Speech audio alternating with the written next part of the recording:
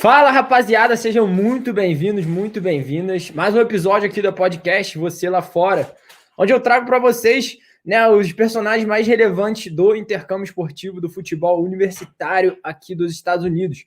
E eu tento trazer galera que não é do Brasil, eu tento trazer a galera gringa também, porque é importante para você entender que não somos só nós brasileiros que temos esse sonho, né, de jogar o futebol universitário, e não somos só nós que jogamos o futebol universitário. Muitos outros jovens de muitos outros países também jogam, também têm esse sonho, estão ativos aqui hoje nos Estados Unidos. E hoje eu trago um americano, um moleque daqui dos Estados Unidos, gringo, que joga muita bola, cracaço de bola, um zagueiro que jogou comigo há 2 anos.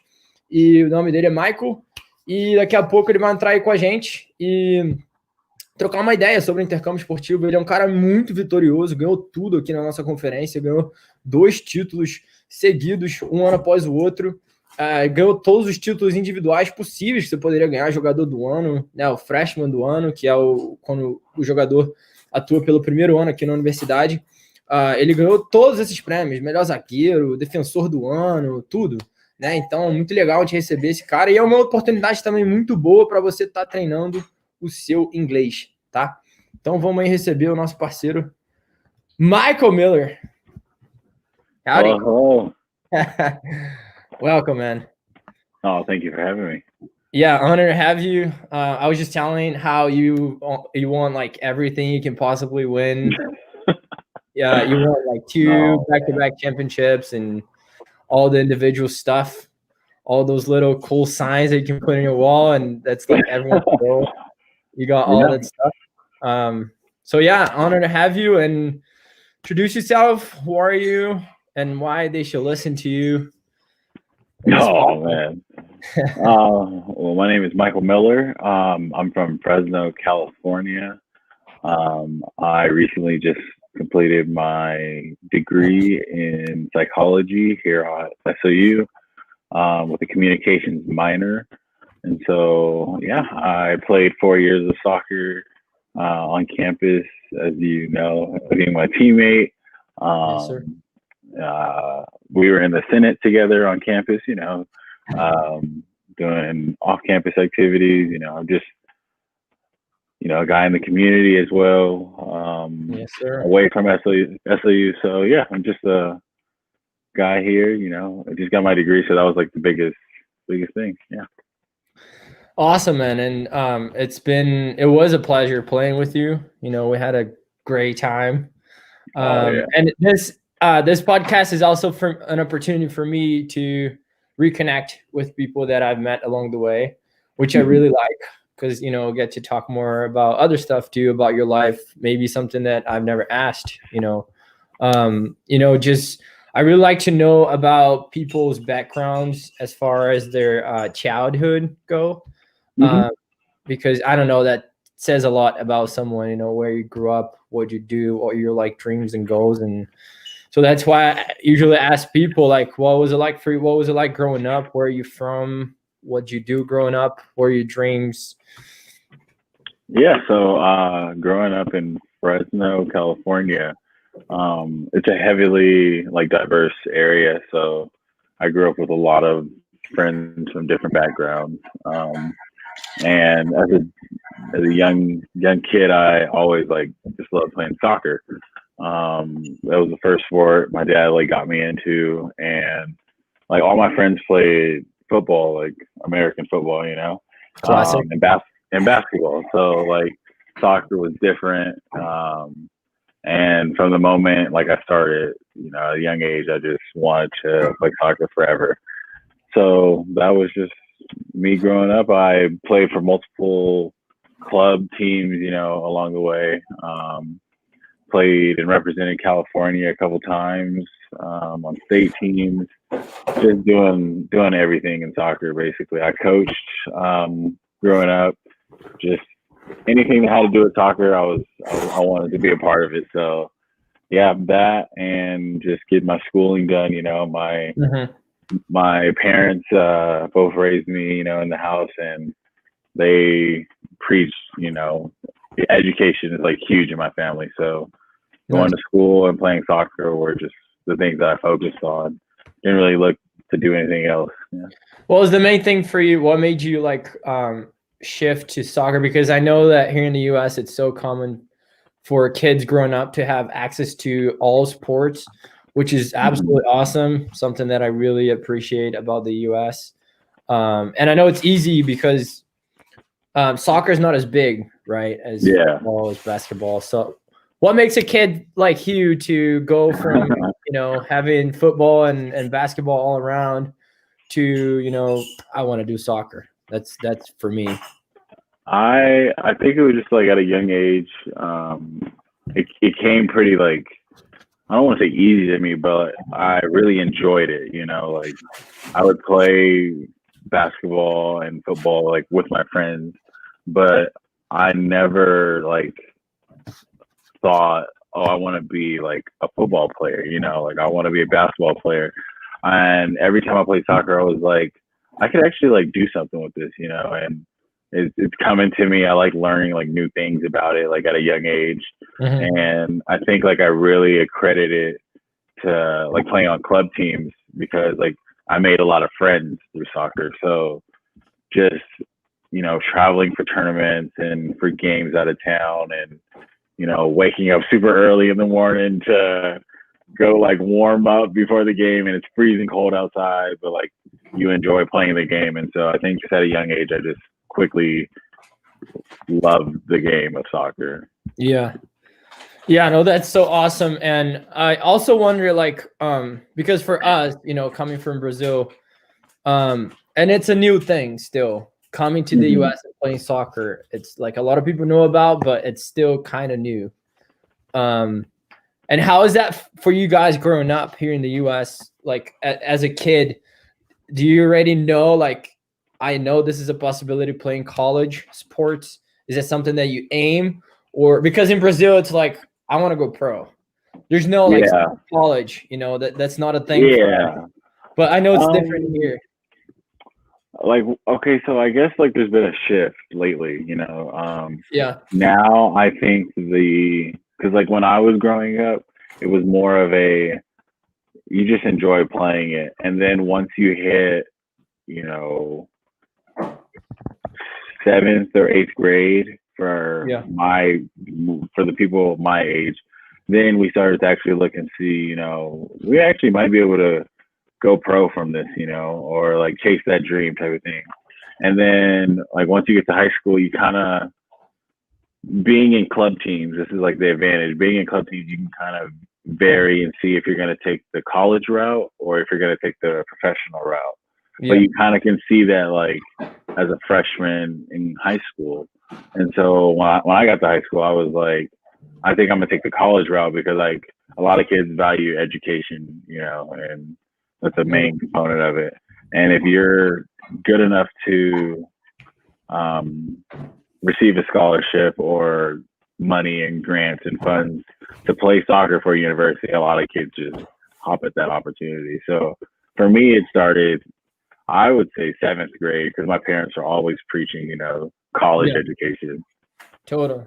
I guess that comes from, family motivation a lot, right? If you have parents that know how important college is, then most likely you're gonna follow that route. And like I definitely have had friends that their families are actually opposite of mine, and they were like, we want you to, we will do whatever it takes to put you in this position to go pro, like as quick as possible, because that just helps the family situation, and there's just different reasons. So it was kind of just how. Isn't that so risky though? It's very risky, very. Yeah. And it's our reality actually in Brazil. Like, it's totally different in a way that when you're born as a boy, you either go soccer, you either go pro, or you fucked. That's like the mass reality, right? Yeah. You either make it, or you're gonna be just like one and more. I think that's why a lot of like it really hits a lot of people at that age of like freshman, sophomore year of high school, where they have to make the decision as to, well, I know that the chances are very slim of me going pro, but if I go to college, I can get a degree out of it, and then I'll have like some type of backup plan or some type of option, from that. So yeah. So what you'd say that there's two main routes to go pro. You either go through college and hope you make it, you're doing well, you go to a big school, or what is the other route? How do you become a pro if you don't go through college? So there's the college route, and then there's just the trial, multiple trials, multiple camps, like always finding connections just to get into the club somehow, even as a developmental player or something like that. Like I've had peers that have, been around the world just playing for any type of team just to keep it going, and take that opportunity.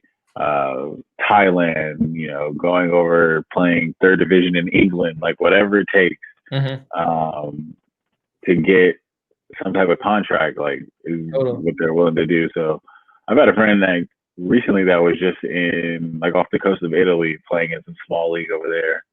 But yeah. Did he go through college, or how was that connection? So he went through his, it was actually both. So he went through college, and then after college, he was just starting to do trials and, whatever he can get, which is very, costly and a harsh reality at times. Sometimes we all have those people that we know that have risk it all, for that one chance. Yeah, and I mean, to become a pro is not cheap. If you don't make it through like college where there's someone watching you and they recruit you, then you have to go through, the tryouts and travel and, go to and Europe. Like for younger players, we have the academy systems, which I have, there's pros and cons to everything, but there's a lot of setbacks to being in an academy.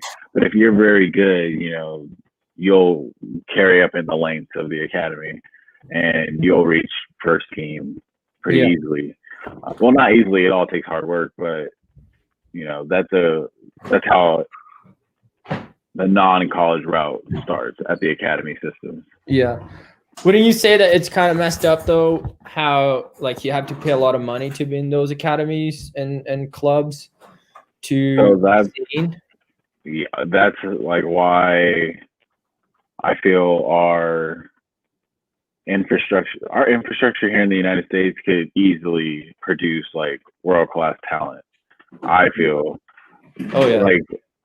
but I feel that the whole pay-to-play system is just outrageous, because I know it was expensive when I was growing up, and that's just an extra cost to families, Yeah. And it gets very complicated in the end, because sometimes you're chosen just because you have money, I've seen it before. So that's why I don't really favor the system. I kind of wish it was rebranded and, because when I visited Spain last summer, we were talking, and one of the directors over there, I was talking to him from Levante, and he was like saying how they don't do the pay to play system. So, and he was like, we bring the kids into us and we take care of them. Like that's how it should be. Not they come to us with money, and that's kind of how it is in Brazil too. Like they have tryouts.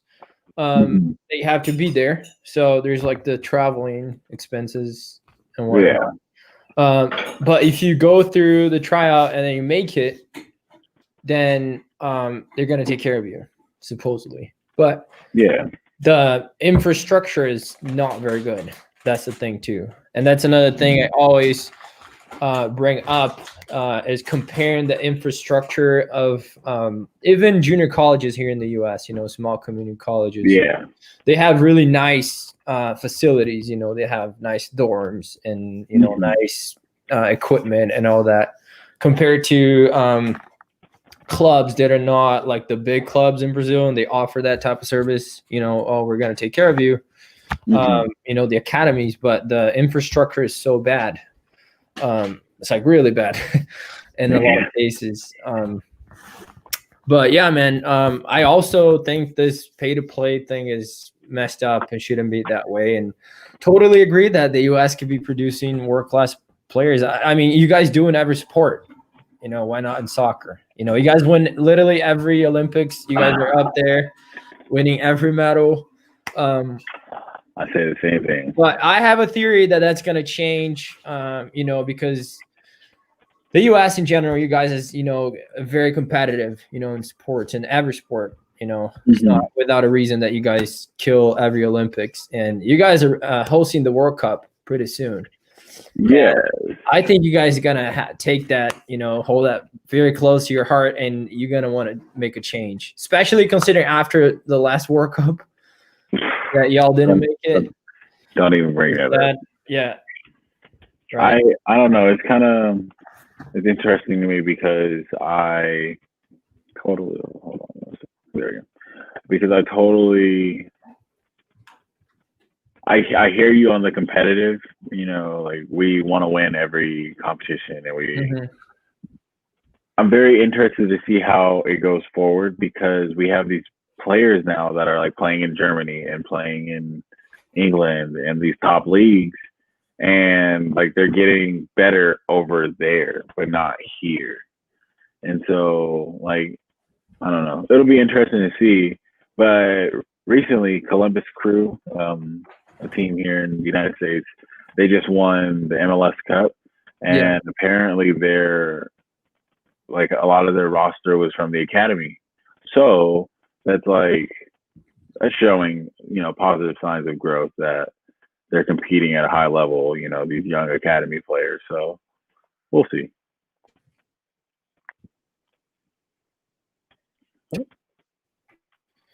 Yeah, you guys will be all right. Yeah, but another thing I wanted to ask, you know, now getting into college soccer a little more, how is it for you in high school? What is it like for you in high school, you know, for young players? How competitive is it? I don't know. How does it work in your mindset? I don't know. I'm just curious to know how that works while you're in high school, as far as college. You all like know for sure that's what you're gonna do, and how does the, you know, the search for schools happen, or how is it for you? You know.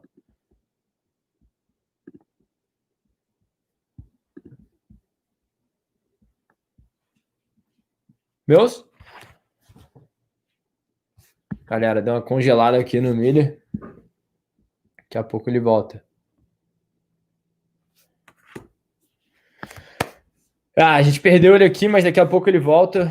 Vou reconvidar ele aqui para entrar. Mas ele estava falando, a gente está falando só sobre a situação dos Estados Unidos, né, em relação ao futebol. Eu acredito muito que os Estados Unidos vai explodir nos próximos anos em relação ao futebol. There he is. Tá de volta. There we go. Got it? Nice. There we go. Yeah. Did you get my last question? No. It cut you off right before. Yeah, no, I was just wondering, you know, getting into college soccer more, because I'm curious to know how that mindset is for you as, you know, a young high school player. How does that search happen, or how, like, do you, as soon as you get into high school, you're ready to know you're going for college, or how do you find schools? Yeah, so my recruiting process was so when I got to high school, I made a goal. You know, I want to play 4 years of high school soccer and go to college. Like, I am not going to. You already knew that. I made that decision. Yeah. I had friends, like I said earlier, that wanted to. Like, they made the decision, like, I'm going to chase this dream and I'm going to move to LA and go play for this academy team, like, full time. I'm going to live down there. That type of thing. And from there, I just basically focused on having good grades and playing soccer. So then when my senior year came around, I was like ready to go to showcases. And where college coaches would come and watch. And then from there, that's where you just show what you got. And so, like, we did showcases all the way from my sophomore to senior year. So that's like 3 years of just random tournaments throughout California, and college coaches are there just writing your name down, type of thing.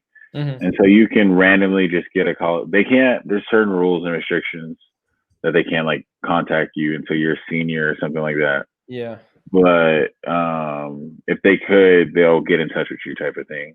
Mm-hmm. I didn't start having college coaches actually talk to me until my senior year. And then from there, it was more of a keep going to showcases and let's just like keep talking, keep contact.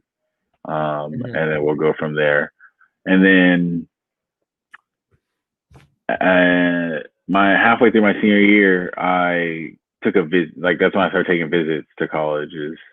If I was able to, and I only took a couple. But SOU was one of them, and I really liked SOU. And I was talking to Benny M, the head coach, and we made it happen, type of thing. So that's how my process was.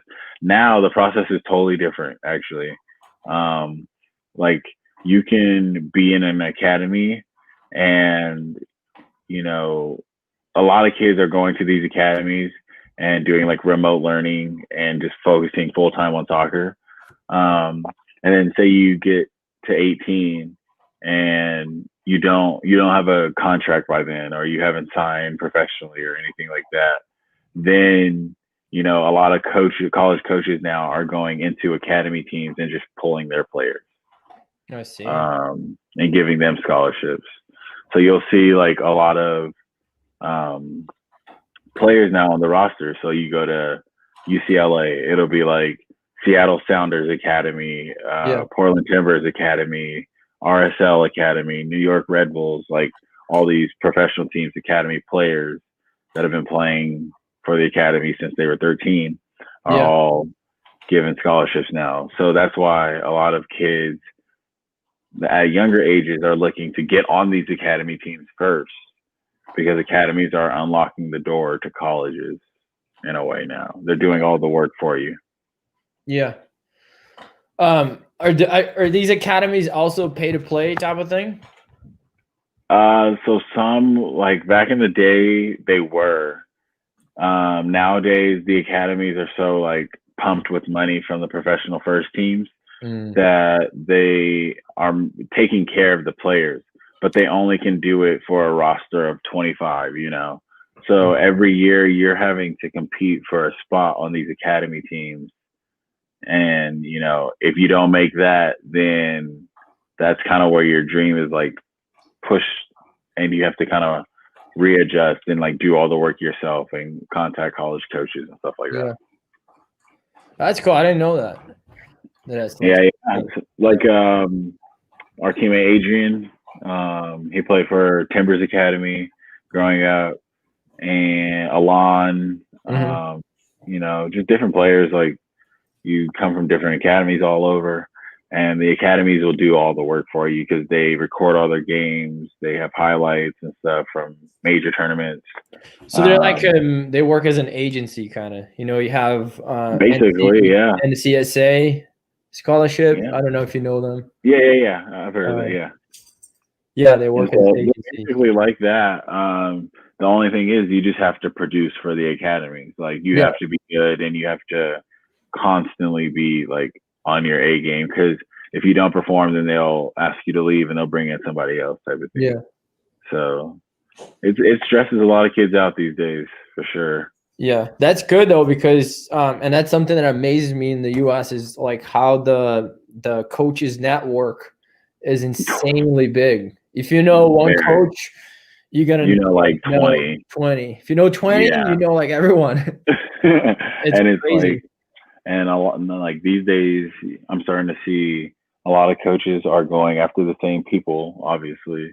But if you don't get this person, or he doesn't come to your school, then they're just like shooting them to the next person. They're like, well, I know a coach over here that's looking for this, like you should contact him real quick and let him know that you played for this guy here at this academy. So it's all about networking, at the end of the day. Tell me about it, man. That's how I got here. That's how I got a scholarship to go to SOU. networking. It's all about networking. And like you said, you gotta produce. You gotta show up. You gotta be productive and be a good player. Yeah, you can't go in there and waste their time or anything like that. So yeah, because they're pumping money into they fly the teams to okay. So how the academy works here is it's split west and east type of thing, north and south type of thing. So you'll be in the Western Conference playing for, let's say, for example, for Portland Timbers. So you'll play for them, and you'll play against Seattle. You'll play against LA Galaxy's team. I think LAFC now has a team, a youth team. You'll play against Earthquakes, and there's one RSL out in Colorado. No, Real Salt Lake, Utah. So they'll all play against each other, but these are far. You can't just drive there on the weekend. What the academy provides for you is a plane to get there, bus to get to the field. They pay for your hotel. They literally take care of you. And then when you're done with that trip, you come home to a dorm room that they provide for you, and housing and meals. So there's a lot riding on the line for these kids now, and they're competing for spots for real. Yeah. And it's becoming more and more professional from a young age. Yeah, exactly. Yeah. That's huge. Even if you're not thinking about academy or pro, even if you just want to go to college, it's just so professional. And that was something that I was very surprised when I got here to see how professional it is. Even at my JC, my junior college, it was crazy professional. You got to behave as a professional. You got to think, you got to eat as a professional. Exactly. These kids it's crazy because I'm reading about all of this, and these kids are literally on nutrition plans and, waking up and working out, going to training. They're professionals, taught from a young age. Yeah. And you watch these games and you see, oh, this 18-year-old is getting his debut today. And it's how is he even doing this? Well, he's been training for this for the past 2-3 years, being a pro, showing up and ready to work. So it's a whole different ball game now. Yeah. And that's how I always tell people down there in Brazil, you got to behave as a professional from a young age. If you want to make it, even if you just want to make it to college, which is huge still, you have to be a professional from a young age, from the way you train, from the way you eat, the way you think, the way you sleep. It's all about being a professional. If you have that mindset, working out, exactly. Yeah. And again, and that's funny because when I talk about coming to the U.S. to play and all that, a lot of kids, tell me, "Oh, you got to be rich to do that." I want to be a professional here in Brazil, but they don't put into account becoming a professional is also expensive as hell. Very. Because we're just saying, you have to be eating well, so you have to have a good nutritionist. You have to have a good training plan. You have to have a personal trainer. You have to have a manager, an agent. Yeah. Without a doubt, you're not gonna make it if you don't have an agent these days. Getting footage, all kind of stuff. Yeah. And so that's the craziest thing, because I look at my friends who have chased the dreams and have gone on to go to trials constantly. They're putting in work for this, and it's showing that they really want it, because they're doing what others aren't. So exactly. And money, it ain't cheap. Yeah, some people work all week just to save up so that they can go to a trial on the weekend, type of thing. So it's just about seeing where your priorities are, and if you really want to do it, if you're gonna make it happen, you gotta make it happen. So exactly. And if you behave that way, to become a pro, you're gonna end up at a really nice school, even if you don't make it. Which, playing here in the U.S. also, I was very happy to see that is that you are a pro. You're playing games. You hotels, all about it. It's you're being a pro, and you're getting paid too. If you have scholarships, you're getting paid for it. Yeah. You so like flying airplanes, which is awesome too. yeah, so I don't know. That was like that's why I really enjoyed my college experience, because like at the end of the day, I got a degree, out of it. And that was like my number one goal. I told myself like when I got to college, I was like before professional, or if that even comes into the picture after the 4 years, like I want to have a degree first. Um, Second of all, I got to play the 4 years of college soccer, and like you said, I got to like live out being a professional because like we had to be on time everywhere we went. We had to look nice, we had to represent not only ourselves but our university and do all those things. And so like it taught me like that kind of goes into the third point, but it taught me like how to conduct business, and how to like step into the next phase and get things done on deadlines and, plan ahead and work hard to do things. So yeah, and see the results. So. Yep. Yeah. And how huge was it for you to having college like to shape you as, you come in as a young man, you don't know much, straight out of high school, and you got to step up, you got to show up and you got to be a professional, like we're saying. How big you think that is for you playing college soccer in your formation as a man and now getting into the job market, per se? It was huge because like when I first got here, like you said, I didn't know everything, and I was just like in a totally different mindset. And when I remember I kind of like got off track pretty early, and thankful that my first coach like really cared and was willing to, sit me down and talk to me. But like since that conversation, I got back on track, and I was like, no, I really like want to go get a degree, and I have to stay like focused. And so taking that and applying it to like the next job market, like I know how to network, I know how to speak, I know how to get jobs done that I need to get done. Like, it just taught me so many skills and lessons. So something I can't ever replace. Exactly.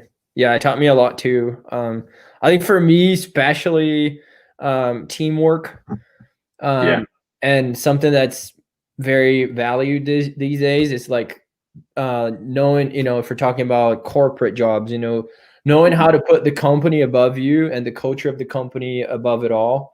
And exactly. It's something that we have, for 4 years, we have to put the team above us. We have to put the institution above our, individual needs. And I think that was a big thing for me as a college player. I would say the same.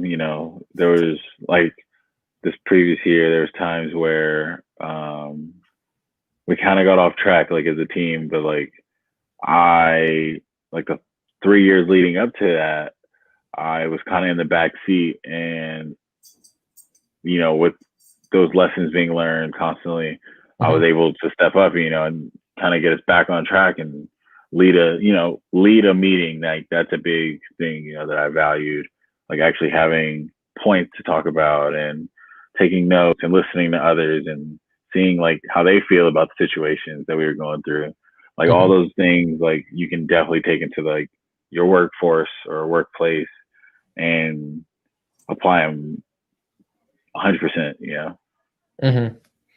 How, getting into the job market and talking about the US in general, do you think student athletes are, very valued? They're seen as like a good workforce because people know, like recruiters know what it's like to be a college athlete, right?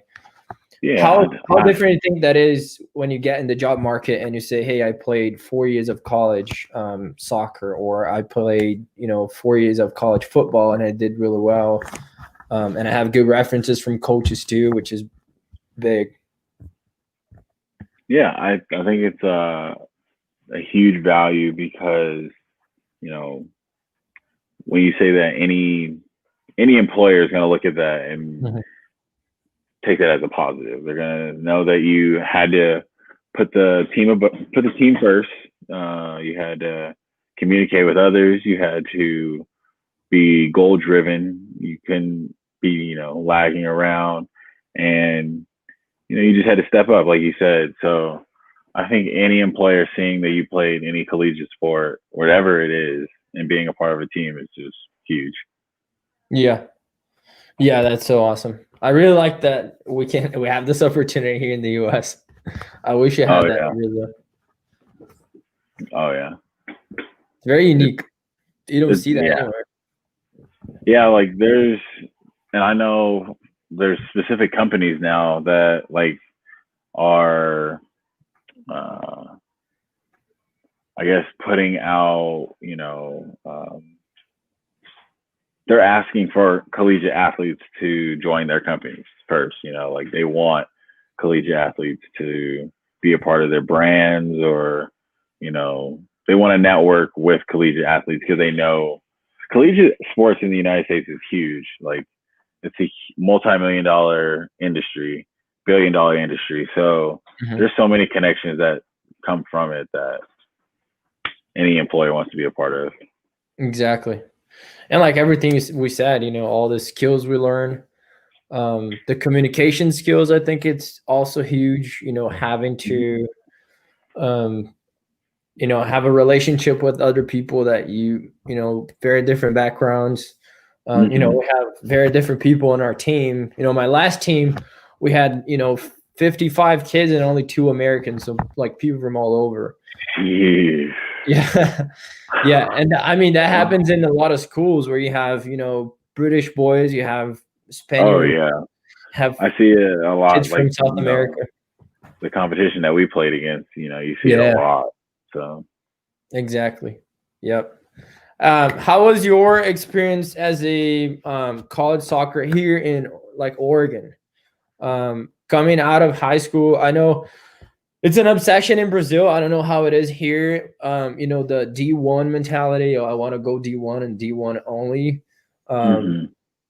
But how is it for you? Is that what you wanted when you got out of high school, and then you ended up at an NAIA school, or that was fine and you had just as much fun? So for me, I grew up with a lot of kids that thought that way. I want to go D1 or nothing type of thing. And for me, like I had a very important conversation with my family, like entering high school. And they're like, if any university is going to pay for your housing and your schooling, that's a university. Like that's going to get you a degree. It doesn't have to be Division I. It doesn't have to be Division II. It could be anywhere. So we're looking for the best options, like regardless. So for me, I didn't really like go into the whole recruiting process thinking it has to be, UCLA. It has to be Oregon State. It has to be UW, like these big programs throughout the country. Like I was like, whoever is throwing some money at me to play college soccer and they'll pay for my housing, let's look at that option. So, and it's all about the degree too, right? Like you said. Say it one more time. It's all about the degree. You want to get college yeah. education no matter what. Exactly. And I was like, if they have like a program that I like and, can thrive in, I'm all for it. So SAU fit the bill. Yeah. And think about it. You could have gone to a D1 school and lost every game every year, right? But yeah. And I know people who've done that. You went to an AIA school, small school, but you won 2 championships. You got trophies. You got all the individual, prizes and all that. So how awesome is that? Maybe you wouldn't have as much fun if you would have gone to NCAA D1 school, which is it's what I tell people most of the time. Like, don't think about D1 or D2. No, you got to go to a nice school, no matter what. Like, you also want to win games. Oh yeah, you want to win games, and like also you got to remember at D1 schools there are like thousands of kids there, like so you kind of get like lost in the shuffle, and it's just you just get lost in the shuffle, and your talents aren't like valued as much or aren't seen as much, and so you kind of get this lonely feeling even though you're surrounded by so many people. But it's just about picking which school is right for you. hopefully getting like a tour, whether it be like virtually online Yep. or, doing your research or like actually in-person tours. You just want to see what is best for you. Totally. And the social scene too. I mean, SOU is small, but we're in a really nice town. It's beautiful out Exactly. here. Maybe you would have gone to a D1 in the middle of, I don't know, Kansas or something. Nothing wrong with Kansas, but you know what I'm There's saying. something wrong with Right? Kansas. Nah, I'm Yeah. from California, so like that would be something totally new. Like the United States is so big that you get to experience something different literally everywhere. Like our experience here in Oregon is totally different from the Florida experience or the New York experience. So like if you're able, like I said, you're not gonna be able to travel around, and go to all these colleges to see which one is for you. Mm-hmm. But if you can do research and see like what kind of food is around, or is there like a nightlife there in that town, or is it a small quiet town type of thing, just to see what you're throwing yourself into. But yeah, I would say if you feel like you would like it, to take that opportunity and go with it. But that's the beauty of the internet now, that you can literally do a virtual tour Exactly. on campus. You can see the whole school. You can find out about their nightlife. You can find out, if the school is big or not, what's there to do in town. And I say that because like all of these campuses are like, they're gonna do that for you because of the pandemic, COVID-19. Like they're not gonna be doing a lot of in-person tours. Mm-hmm. So like I know like my little brother, he's in high school. He does a lot of like virtual tours, just to see like the location and see what they have to offer, see what programs they offer on campus, to help and aid you. So there's all kind of research that you can do before actually stepping on campus. Totally. Yeah, and like I said, it's not all about D1 schools or the big schools, right? And I was just talking to a friend from Jamaica, and we played together at the JC. Man, he scored 80 goals in 4 years as a college student. 80 goals. He scored. Jeez. Kid scored 55 goals in 2 seasons at our JC. Wow. But anyways, he went D1. He went to SMU in Texas, which is like huge D1. They're top 3 in the nation. Southern Methodist? Yeah. And he was just saying like how here I came from a JC, small school. Mm-hmm. We had a lot of attention from coaches. If we got off track, even the AD will come and have a conversation. Mm. It's much more personal, right? Yeah. You have this interaction. You see, even here at SOU, you see the families running around. At games, you see like Davies' family running around. You see, at our old school, we had the AD's family running around. And he was just saying, like at a D1, I'm just one more. I don't have this connection. It's not personal. I'm just one more kid, one more number. If I get off track, they replace me like that because they have the money, they have the pull to do so. Exactly. Like at the end of the day, they have the pull. They can easily mm-hmm. find somebody that wants to be in the same position as you. Like I feel like coming here, which is like totally my choice, not some people are meant for D1. They need to be in that environment. Mm-hmm. But like coming here for me, I can definitely see that it's a sense of community here. And Davey calls me and texts me like, "Hey, how you doing?" Checking in with each other, and it's way more than just showing up and trying to play for wins and losses. Exactly, which is awesome. It prepares you even better for when it's time to get out there. Exactly. Yeah, I want to talk about the your experience here at SOU, because I always kind of studying people that won shit and made something happen, and you're one of those guys. Even we're not talking about D1 or professional, no matter what, but like you won everything. You won championships and you got the awards and all that. And I don't know, your behavior, it was always like, I was always learning a lot from you on the field and outside too.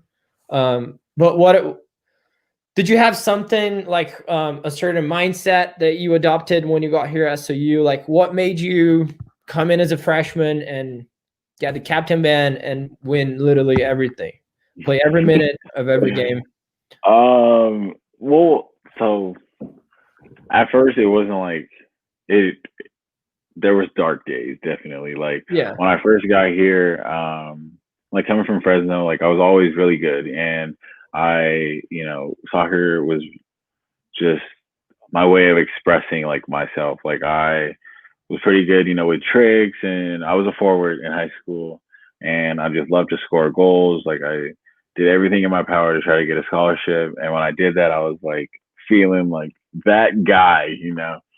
And then when I showed up, I totally was like unaware, like of reality, that these guys are grown men, they're much older than me, they move way faster than I do. So it was like a quick learning curve. And I struggled like the first month or two, I was just like, whoa, this is too fast. Like it took me a while to kind of get caught up to everybody else. And after that, like that's kind of when I drifted off track as well, like academically. And what got you off track? You said that before. It was just kind of like I went through this real brief time of just kind of like questioning, like, do I want to like do this really? Like this is gonna require a lot of work, like. Oh, those days are gonna happen. Yeah, but like for me, like I was so hyped on playing college soccer that I didn't even think like, do I really want to play this? Like I didn't sit down and like ask myself, I got the scholarship and I got, the opportunity to go to college, but I never really sat down and was like, do I really want to take on this opportunity? Because it's not going to be a walk in the park type of thing. And so from there, like it took a couple, like, I was just going back and forth and I was thinking like, do I really want to do this? Like, I haven't had a good couple of first months. I don't know if this is going to be for me. But then I had that conversation with my family and my first coach. And in that moment, I was like, no, like, this is for me. Like, and you also score a couple goals at practice, you start to get a little more comfortable. And then I was just like, okay, like I could do this type of thing. I think it was our game against Corbin. I didn't expect to play. Like I was just like, I haven't been doing too well. Like he's not gonna play me. And he actually, and he actually brought me on as a sub, and like he played me for a good portion. And let's be honest, like I was getting demolished in the midfield. I was getting ran. I was not ready. But like him showing that he trusted me, and he wanted me to, get in there and get some experience early. That was like, I was like, okay, I can do this. Like I'm gonna come back and I'm gonna hit the training ground. We're gonna work on some things, and I'm gonna come back and I'm gonna be ready for the moment, type of thing. And so from there, like anything that I've done in life, I'm always like, I gotta win. I gotta be better. I gotta do as best as I can. Like I don't want to show up and not be prepared. So after that game, I was just like, all right, I'm gonna slowly keep working away, and I'll get my moment. And so I finished the year, subbing constantly, getting. I started 2 games my freshman year, and I was like thrilled to do that, like because I didn't expect to start any at the beginning. And then my sophomore year is when it all turned around. Like I was working out constantly, like on the side. And growing up, I played so many different positions that it always stuck with me. And I was like, if you ask me to do anything, like I'm gonna just show up and I'm gonna do it, type of thing. I'm gonna figure it out. And so what happened with the whole center back situation, like that rose up and we needed somebody to step up. And I was like, to be honest, I was like, this might be my way to get on the field. And so I was like, but I can't step up and not do good, So like I got to really focus. And I'm serious. I've never focused like harder on a soccer game than like the first couple games as a center back. Cause I was just like, I have to be perfect. I have to be on it. And in those moments when I'm like that is when I do my best work. And so I was just like, all right. And from there, like the opportunity presented itself to like start more games. And I like told him like, yeah, I'll do it. I'll play center back, you know, and put myself out there. And so from that day on, I was like, we're going to be the best defense because I'm back here. Like, and in a way, like, I don't want to sound like selfish, but you know, being in a back four, you have to work like as a unit. Mm-hmm. And I was like, I kept telling myself, there's no way that I'm going to let all of us look bad, you know, like as a unit. And there's no way that they're going to let me look bad, you know, as a unit. And so like in that moment, I was like, we have to be on the same page. And so there was days when we would literally as a back four, we would just work by ourselves, you know, and getting everything down. And like people see the trophies and they see, you know, the accomplishments, but the days where we were staying after practice to work as a back four on clearances, on communication, on fitness and stuff like that, that's where we won all of that stuff. So yeah, like it all came with hard work, like in the end, you know. Totally. How it was interesting you said that you saw an opening. You saw that maybe that's my opportunity to step on the field and play as a center back. And then you literally changed from a forward to a center back because that was your opening, right? Yeah. And that happens a lot in the US. Like coaches change your positions. Like when you first get to a school, like a coach might see. Definitely. And that was your way of, you know, playing. I want to play, right? At the end of the day, you want to play and want to help no matter what, right? Yeah. So with that one, like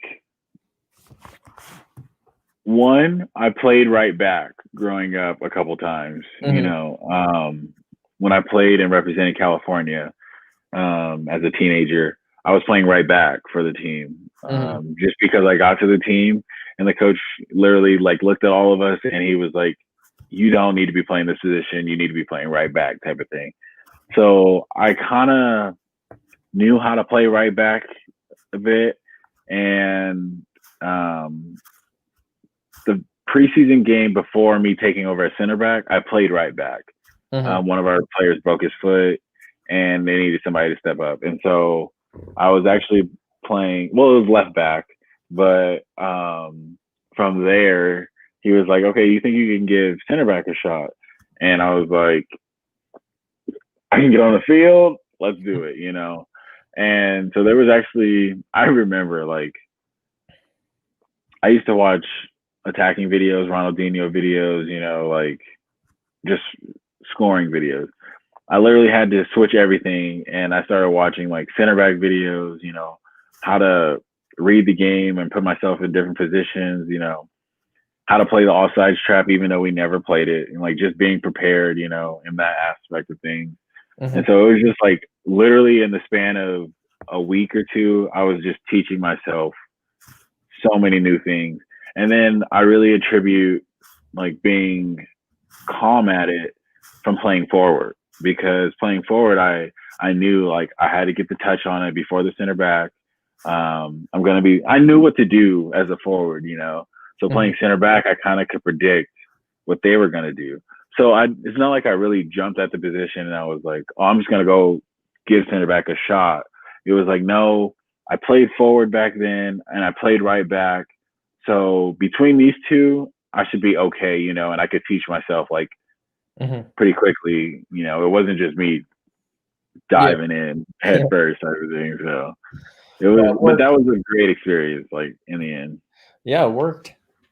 It did work. And like, like also being alongside like Logan in the beginning, like he just taught me so much. Like we were two different people, you know, playing center back. Logan was the taller, you know, aerial presence, I'm gonna risk it all to clear the ball type of thing, like big, and I was like next to him, like, I'm new here. I can play. My thing was I'm very like technical. I can play the ball out really well. I got a good ball, I got good feet. I'm not really gonna get us in any trouble. Like, I'm very smart, so I know what to do. So we complimented each other actually like very well. And then we both like took on the initiative of just like trying to communicate with everybody. So it just worked out really well. Like, he really helped me be a better like defender in the end. Total. Yeah, I wish I'd play with him too. Oh man, Jan, you would have loved it. Like, you and Logan. That would have been awesome. Oh man. Yeah, it was good, Yeah. And you said that too, like how focused you get in the games, and that's something that always impressed me. You are always very focused during games. Was there like a ritual that you did? Like, what was that process for you like in your head during games, like getting into games? What'd you do to get in that mode and perform so well, because you're always so consistent? Like, before, me, like before and after games, like off of the field, like I'm joking, I'm laughing, like I'm playing games with everybody, and like I like to have fun and like have a good time. So usually, like before the game, I'm just like listening to music, like having fun, dancing, getting loose, because I don't want to like stress myself out going into the situation. I want to be cool, calm, collected, ready to go. And so like slowly as we start getting closer and closer, like is when I start to just like lock in, because I feel like if I'm not focused, things are gonna just be all over the place. Like, my mind is gonna be over here, my feet are gonna be over here. So it was like, from a young age, I learned, if you're gonna do something, you got to do it like 100% focused on. And that was like something my dad really taught me. And so going into games, I would like watch videos of like my favorite player, Ronaldinho, like, so I would really just watch the videos and constantly just same video over and over and over, because for me, it was a thing of seeing it happen. I can do that type of thing, like in this game, if this arises, if I run into this problem, I can do a little turn and get out of it, or if no one's around me, I can be calm and relax and take the touch I need to. So it was like watching him do that and being relaxed let me then get focused. And yeah, you would see me out. There's nothing you could do to get me like out of focus. Or I mean, a lot of it comes from how well did you train, right? And you always train really well, always put in the work. That's also, it goes hand to hand, right? If you're not prepared, you're not gonna be you're not gonna be confident, right? That was a big thing for me in games too. If I had a good week of practice, then my game would be completely different. And also just the way I talk to myself, the inner talk to self-talk, because I tend to punish myself a lot because I tend to be perfectionist a lot. And it's funny, like a game, if I start the game winning a header and having a nice pass, I'm like, all right, this is it, I'm in. But if we start a game like I mess up, this guy dribbles me and he goes past me, I'm like, oh shit. And then if I allow myself to have that negative self-talk, you're not good enough, are you sure you should be starting this game, like you're not ready for it, then it'll be a total different game compared to if I had a positive self-talk. And that I go back to that Kara game where I scored that winner goal, the winning goal for the conference. And I spent that whole week prior to that game literally repeating to myself, you're going to score the winning goal. You're going to score the winning goal. You're going to score the winning goal. I literally spent a week doing that prior to the game, before I went to bed that night, in that morning. And I did that over and over and over again. And I had an awesome game. We're playing super well. And I scored the winning goal. And that was the moment that was like, dude, the self-talk is so huge in this game, and in any other area. Yeah, like you mentioned it, that first play of the game, that you're involved in, first couple plays. Like I always wanted to start every game off like as a center back, I wanted to start every game off with one like goal. And so there was always a team goal, a coach goal, and then like an individual goal for me. Like there was always 3 keys that I needed to focus on.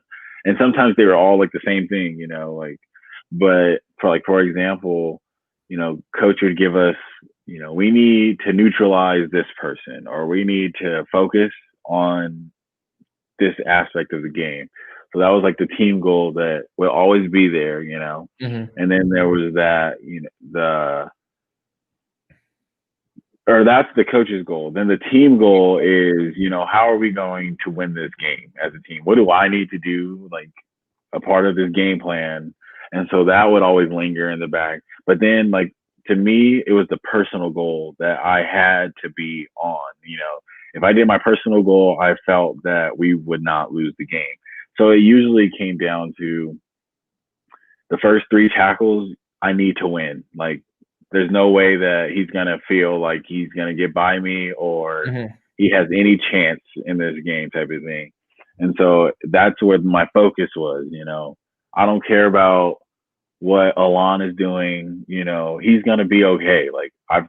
And that was the thing, like I had to lead by example. So I wanted to tell everybody, I trust in you. You're starting for a reason. You're going to do this for a reason. This is your goal. Focus on that. Play your part, and we're all going to be successful. And then from there, I kind of backed up, and it's as I don't care what's going on over here. I need to get this done, type of thing. And when I got it done, we usually had good results. And when I didn't get it done, hopefully my team could carry.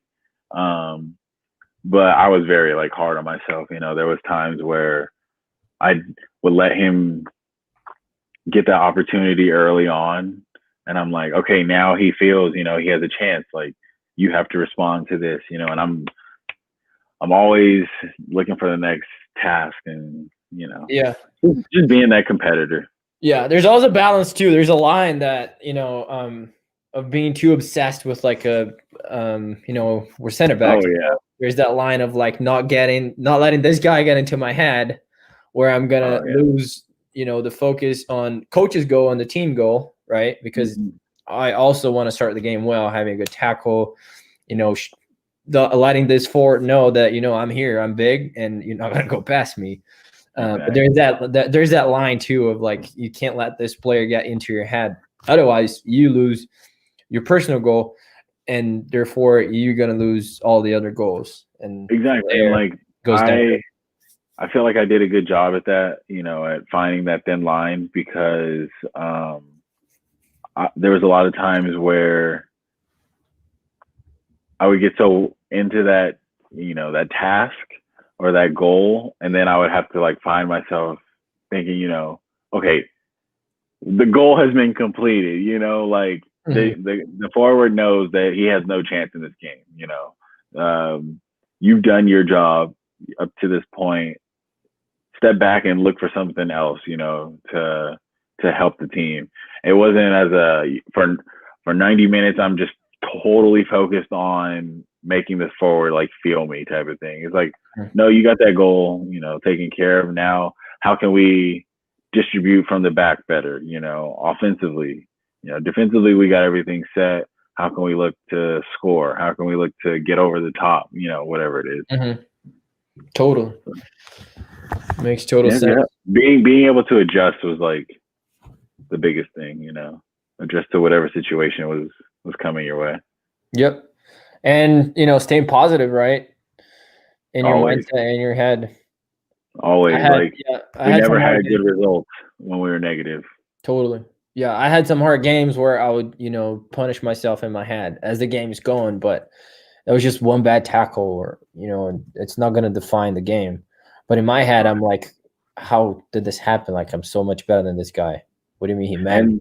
And I had like I didn't want to let it like just be like cliche to me, but I always, if you paid attention, anytime somebody messed up or like had a bad play or something like that, I would literally just say, "That's unfortunate. Let's go. Come on, keep going, keep going." It's unfortunate because things happen, like some things that we just can't control. And so, it's a handball outside the box. I know you didn't mean to do it. Like you don't want us to lose. I know that. It's unfortunate, but how are we going to be able to adjust and like bounce back from that? You Totally. know, things happen. We just got to be able to bounce back. And I felt when we were winning the championships and the titles and those things, scoring a lot of goals, we were bouncing back from early mess ups, in the game where it didn't go our way. How are we going to respond? So, yeah, that's cool. And I think every team should say this more, but the phrase "good idea" for me is so good when I'm playing. And if I try something and I make a mistake, but I hear, good idea, exactly. let's go, and I've always tried to say that too. Good idea. It's fine. It's fine. We're going to get it. The game is like 90 minutes long. You try once. Exactly. The game is 90 minutes long. It's exactly. You got time. So. Exactly. What was your what would you say to like a freshman right now that's like getting into college soccer right now or is trying to get to college soccer? Because always good to hear from someone that was successful. Freshman in high school? No, in college, right? Coming out of high school and you started your career as a college soccer player, and like I was saying, you were successful at this. You made it. Oh, okay. So, I look back on it like after I graduated, and I was like, what would I have told my freshman self? That would kind of have made my path a little bit easier. And a big thing was, just like time and financial management.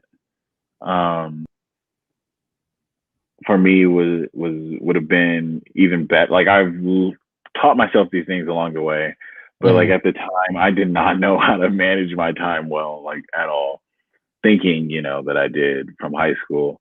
But, there's just so many aspects of college that you're a part of, that you have to be able to line up in a 24-hour span while maintaining your health and, getting good sleep and nutrition and all those things to be a better player. And so it's just like sitting down, if you have a laptop, there's apps for it and stuff like that. But like if you have a notebook, you're sitting down and writing out from this time to this time, like I need to get this done, and from this time to this time, I need to get this done. And I realize, that could be very difficult for a lot of people. But a pro tip that I did was I would also write down like what's the purpose or like why I'm doing it, or have something like written across my wall. I have a lot of posters that just have like different sayings and stuff, but it's just managing your time and, showing up on time, being professional with everything you do, respecting like your coach, your peers, your everybody in your community. It's just, I don't know. I'm drifting off now, but time management for me was the biggest thing. Totally.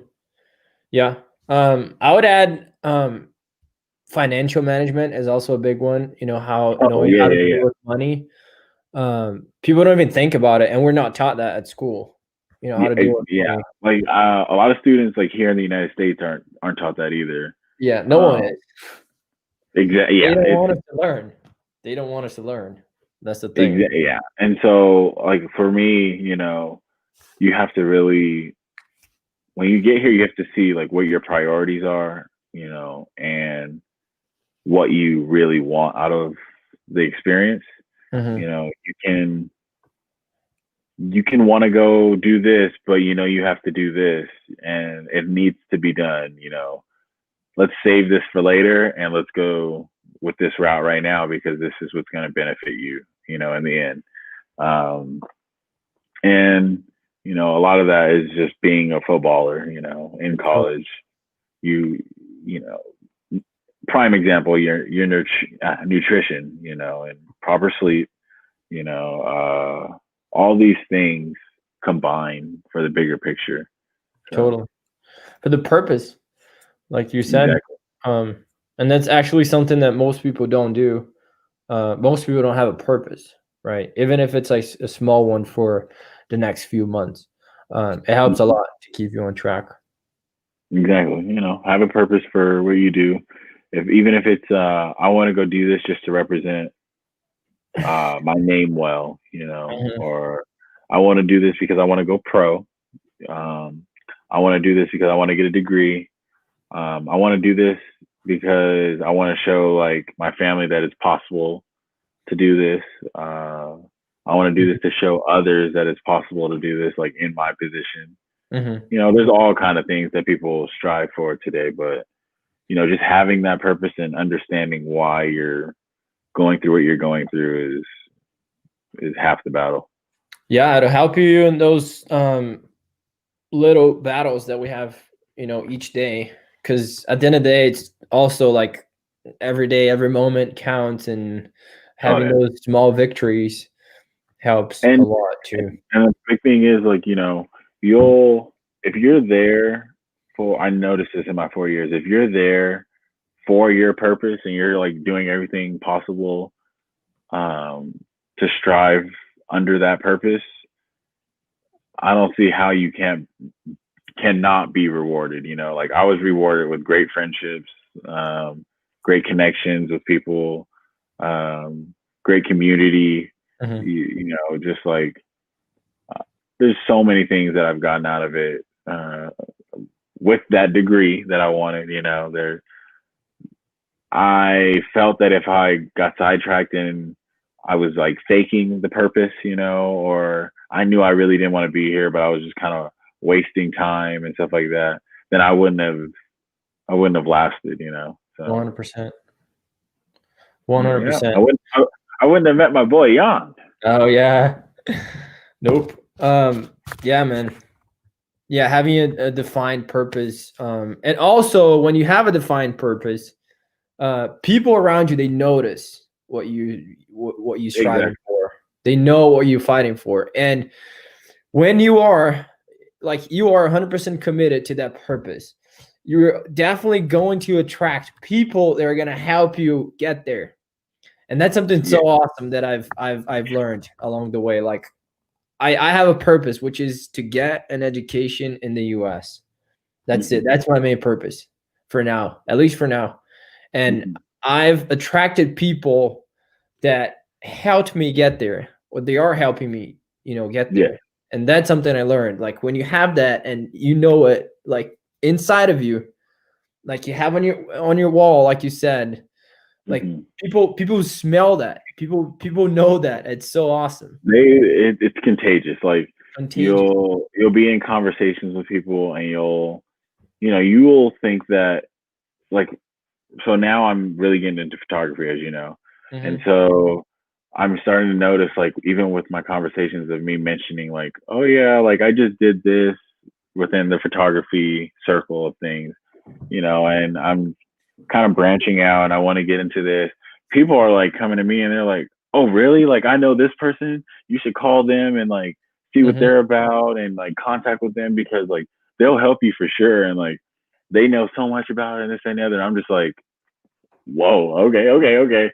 But it's just you never know who's there to help, So like just having that conversation and being true to yourself and telling them like I want to do this like down the road and I'm doing everything right now to make that happen. Like they'll help you. Yeah. Uh, if And they're there for you, they'll help you. I have a theory like why people will help you. Like you said, it's contagious. Because people respect other people that go for their goals. Because most people are Yeah, not brave enough, or they just don't have it, or they just don't do it because I don't know, life gets hard or whatever. So they respect other people that have that goal defined, and they're gonna yeah, help them get there. It's like their way of satisfying their own needs and goals. Like I have this yeah. purpose, but And I can't really express it, so I'm gonna help this guy get to his goal. yes, and like some people think automatically like, well, those people are the only people like that have made it already, you know. And I'm like, no, like some of those people are just, they want to see you make it because it makes them happy, you know. Like they're just literally there to help you. Like Totally. I look at everything as like signs, you know, like spiritual signs. And so I just look at it like a spirit is putting that person there for you so that you can use them and build a connection with them so that it can help you, you know, go further in life type of thing. So it's all about connections, like we said, networking. And we circle around and we go back to networking, which is huge. Yeah, and like So big. there's been times where you'll run into some downs, you know, sometimes where people are like, I'm not really, I don't know nothing about it, or like I don't want to be a part of it. And you're like, okay, but that's when you know, like you should know, like, no, this is still what I want to do. This is my goal, what I want to pursue, and you just don't let that affect you. You keep it pushing, and you'll run into somebody that was or will help you. You know. Total. Yeah. Yes, sir. I told you, hour 15. You don't even feel it. Oh, no worries, man. Don't even feel it. Yeah. Yeah, man. It's nice to have you here again, and I appreciate your time. Oh yeah, great, bro. I love doing these. You know, we talk off of the internet, anyways, all the time. So Yeah. I can't wait for these people to see the pictures that I took of you. Oh, sir. Those are nice. I'm making a little project for them. So yeah, I sent those to my family and they like freaked out. Nice. Even with, I was gonna say with what you're wearing, but I'll keep it a secret for now.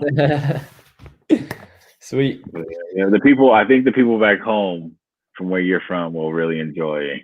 Oh, I have no doubt. They'll love it. Yeah. I mean, you do nice stuff.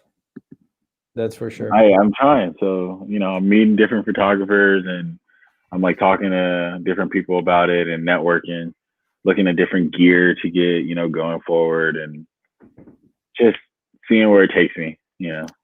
Yeah, and going back to purpose, why are you putting so much effort? Because you probably define that as your purpose. You know, not only it's a passion for you, but now it's a purpose for you to learn, like, to get good at it. Thinking of, you know, I won't say too much now because, you know, it's all under the works. But like doing this, I'm already thinking of ways that I can make like a business out of it, you know, in the end, because in my life, I've, you know, set different strides and goals and stuff. And so for a long part of my life, it was just, I need to get a college degree. I want to get a college degree, you know, and now that I have it, I'm like, another goal of mine is to own a business. And so like, how can I make a business that, you know, can help others, that can highlight like my talents? And so like, I got some things like, you know, that I'm slowly planning away, but that's all part of the process, you know, and I'm having fun with it all. So sweet. Well, if you ever want to talk about that stuff, I'm here too, because I'm starting my own business too. So it's all a good exchange of information. Yeah. I was talking to Isaiah not too long ago I think I mentioned to you. Yeah. To start a little group, you know, a little networking group. I need to give him a call about some logos and stuff like that. And it's like, that's another example. Like I just found out that he does logos and I had no idea. And so like he actually made my logo for me recently. Yeah. And so it's just like networking with my own teammates in this field, you know, and seeing what their interests are and how dude like made the logo and it's sick. So I was like, you can do something with this. And I think he understands that. So like maybe that's something he wants to pursue, but we've been talking about it. So yeah. I just paid a guy to do like a little animation on my logo. Okay. Nice. Yeah, I'm looking forward to it. Yeah, we should do the same.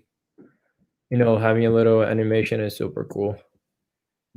Yes, sir. Oh, I'm working on all of that. I got your project. that I'm doing, and then I got this other one that I'm looking to do come next year. Nice. I'm excited. But yeah. Good things, man. Good things are coming. Yep. And like another thing I'm also thinking about doing is like going back to school for my master's. That's so, great. you know, just all, there's so many opportunities in life. You got to do something. Yep. I mean, you got to have a purpose. Yeah. That's it. Whatever it is. If you want to, you know, get a photography, if you want to, I don't know, learn how to fix microwave, whatever. There's always stuff, man. Some type of trade. People get paid for their trade. So yes, sir. But yeah, great conversation, man. Thank you for having me. I appreciate you, man. You know that. All right, man. Yeah, we'll connect soon. All right. Catch you later. See you, man. Have a good night. All righty. Bye.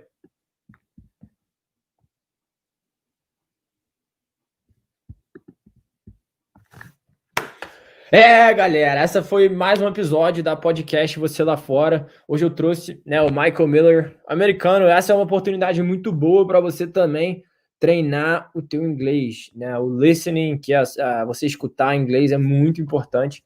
E esse é um dos motivos que eu fiz essa podcast, para você poder escutar de outras pessoas, de outros países, de outras culturas, que também jogam futebol universitário. Não somos só nós, brasileiros, que temos esse sonho, né, de jogar o futebol universitário. Então, volta aí, escuta a podcast, escuta o que o Miller tem para falar. É um moleque que ganhou tudo no futebol universitário aqui nos Estados Unidos. O cara ganhou 2 títulos de conferência, ganhou todos os prêmios individuais possíveis. E é um cara que, né, a gente tem muito a aprender. Afinal, você quer aprender das pessoas que já chegaram onde você quer chegar, né? Então é isso, galera. Até a próxima. Forte abraço e tamo junto.